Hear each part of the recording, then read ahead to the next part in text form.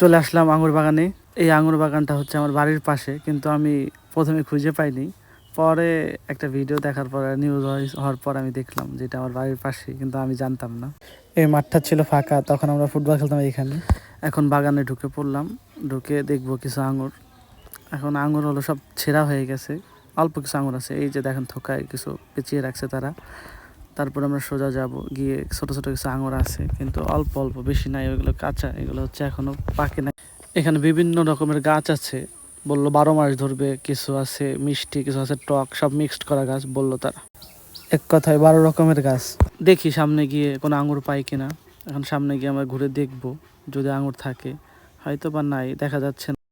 ফরিদপুরেই প্রথম এই আঙুর বাগানটা। এই বাগানটা হচ্ছে আপনার শোভারামপুরে। মূলত এটা নতুন বাগান, তো এই জন্য আপনার এখন আঙুর মানে ধরে নাই, মানে পরিমাণ মতো ধরবে সামনে হয়তো বা অনেক বেশি। বাগানটা কিন্তু সুন্দর আছে, মানে আঙুর ধরবে বললো তারা, কথা বলছিলাম। সামনে কিছু আমরা আঙুর দেখতে পাচ্ছি, এই যে বড় বড় থোকা, এইগুলা পাকলে খাওয়ার মতো হবে, এখন তো হলো কাঁচা রয়েছে।